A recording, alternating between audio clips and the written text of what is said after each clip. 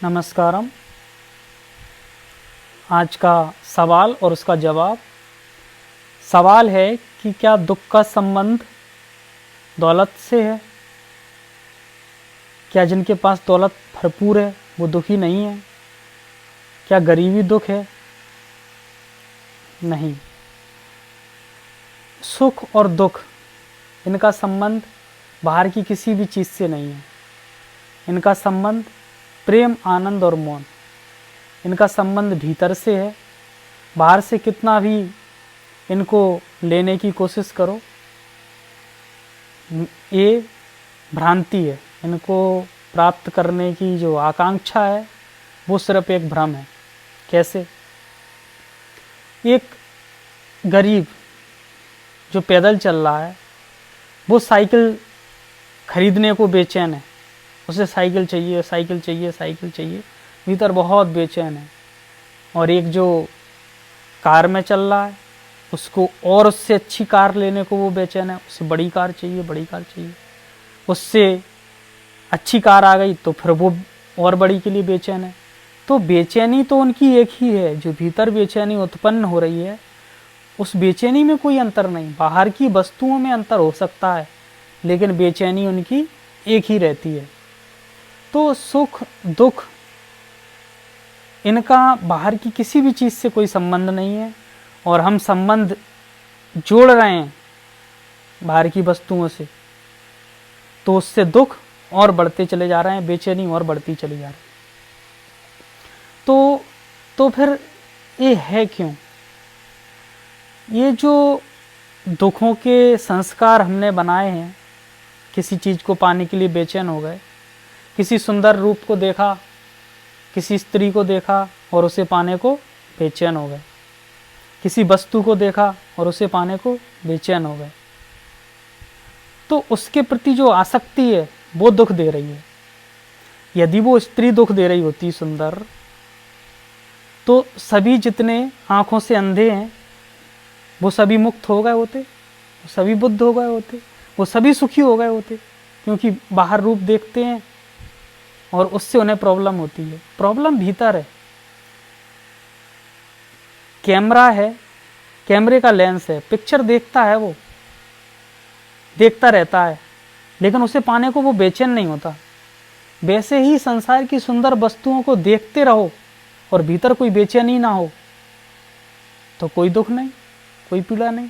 जैसे ही हम उन्हें अपना बनाने की कोशिश करते हैं वैसे ही दुखों का जो संसार है, जो दुखों की तरंगें हैं, उनसे मन बेचैन होने लगता है। और वो दुख की तरंगें भीतर स्टोर होती रहती हैं और फिर उन्हीं तरंगों से अपने समान वाली और तरंगों को आकर्षित करती रहती हैं।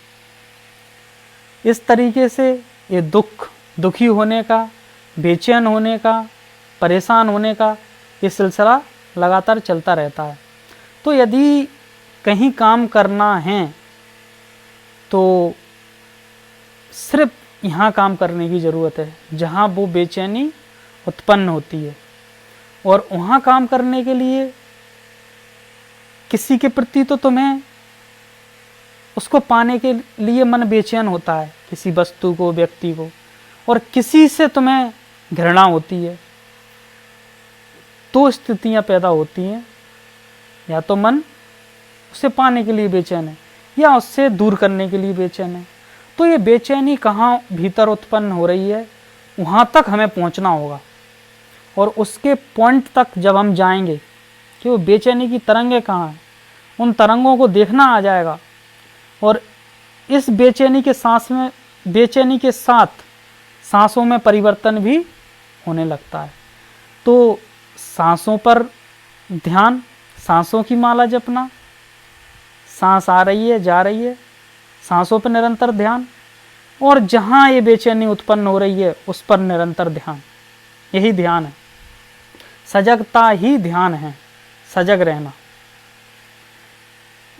कोई मूवी चल रही है और उसमें कोई बहुत दुखद घटना घटी और तुम रोने लगे, तुम तुम एक पिक्चर तुम्हें पता है, एक मूवी तुम्हें पता है कि उसमें जो कुछ चल रहा है वो सत्य नहीं है, झूठ है, फिर भी तुम उसको साक्षी भाव से नहीं देख पा रहा है, उसके सुख से सुखी, उसमें जो चरित्र हैं जो तुम्हें पसंद है उनके सुखों से सुखी हो रहे हो और दुखों से दुखी हो रहे हो।